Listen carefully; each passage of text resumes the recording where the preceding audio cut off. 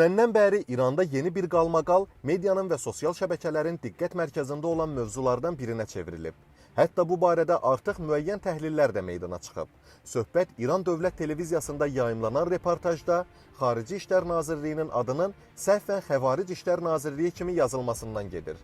Çoxları bu fikirdədir ki, həmin yazı qətiyyən texniki yanlışlıq deyil və Məsud Pezeşkiyan hökuməti, o cümlədən reportajda göstərilən Xin rəhbəri Abbas Arakçı ilə münasibətləri gərgin olan Dövlət Televiziyasının bilərəkdən və qəsdən atdığı addımdır. Qeyd edək ki, həmin məna dəyişikliyinin yaranması üçün farsça yazılışda xarici sözünə bir hərfin artırılması kifayətdir. Və Dövlət Televiziyasının qalmaqala səbəb olan görüntülərində də məhz bu baş verib.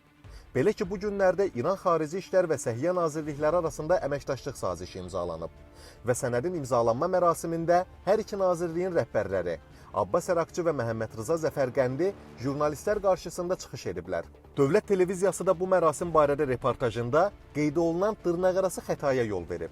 Amma bu adi xəta deyil. İran siyasi leksikonunda çox ağır ittiham sayılan bir sözün Xarici İşlər Nazirliyinə və konkret olaraq Arakçıya şamil olunmasıdır. İslam tarixindən məlumatı olanlar bilirlər ki, Xəvaric və ya xaricilər 657-ci ildə Siffin döyüşü zamanı Xəlifə Əlinin Muaviyyə ilə hakimlik, yaxud arbitraj məsələsinə razılaşmağa məcbur edən qrupa deyilir. Lakin hakimlik prosesinin uğursuzluqla nəticələnməsindən sonra həmin şəxslər İmam Əlini danışıqlara razılaşdığına görə ittiham etdilər. Onun ordusundan ayrıldılar və ona qarşı döyüşdülər. İmam Əli onları Nəhravan döyüşündə məğlub etdi. Lakin 3 il sonra məhz bu cərəyanın üzvlərindən olan İbn Mülcəm tərəfindən öldürüldü. Bu tarixi kontekstdə İran İslam Respublikasının siyasi mühitində xəvaric hədsiz mənfi məna daşıyan bir damğadır. Hakimiyyət daxilindəki xainlər, zahirən dindar görünən, amma legitim rəhbərdən ayrılan və cəmiyyəti fitnə fəsada sürükləyən şəxslər belə adlandırılırlar. Məsələn, 2009-cu ildə keçirilmiş prezident seçkilərinin nəticələrinə etiraz edənlərə münasibətdə hakimiyyət tərəfdarları bu ifadədən dəfələrlə istifadə ediblər.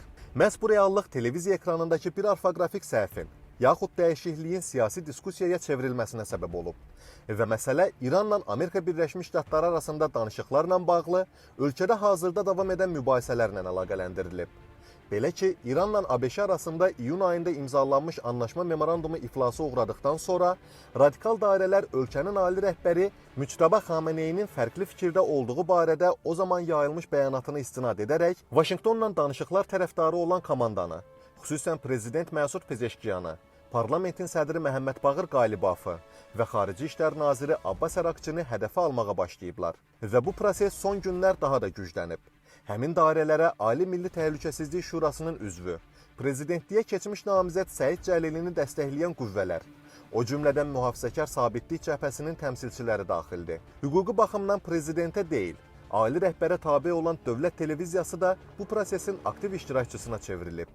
Səid Cəlilinin qardaşının Dövlət Teleradyo Təşkilatının sədr müavini postunu tutması da təbii ki, bu işdə təsirsiz ötüşməyib. Hakimiyyət daxili mübarizə çərçivəsində son vaxtlar Dövlət Televiziyası gah ölkə prezidentinin çıxışını qayçılayıb, gah da parlament sədrinin müsahibəsinin yayımını yarımçıq kəsib.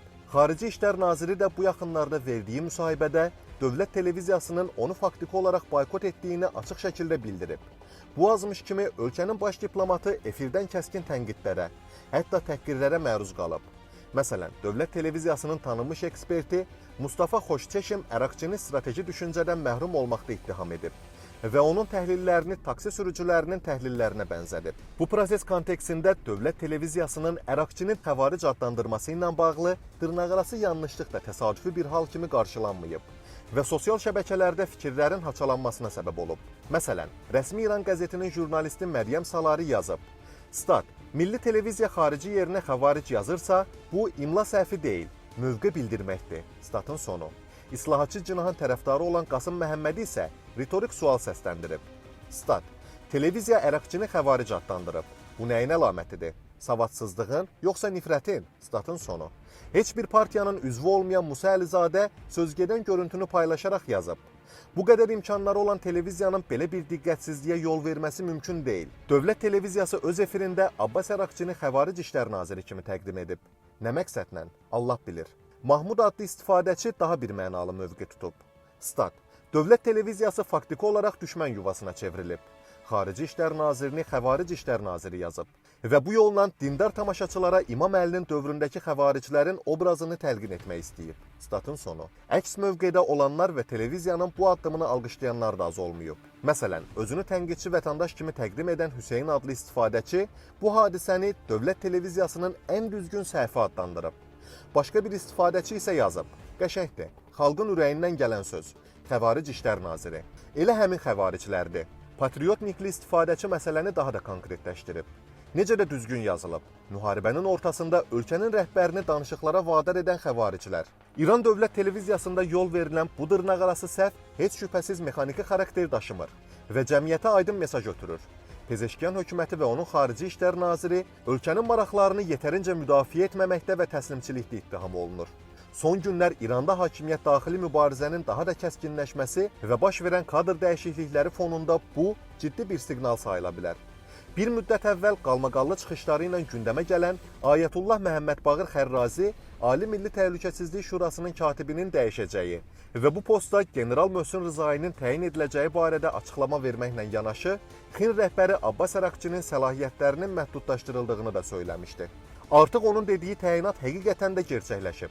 Həmçinin ABŞ ilə qarşıdurma tərəfdarı olan bir sıra hərbiçilər də Müçtəba Xameneyi tərəfindən yüksək postlara gətirilib. Bu şəraitdə dəyişiklik növbəsinin Xarici İşlər Nazirliyinə çatdığını düşünmək heç də məntiqsiz sayılmamalıdır.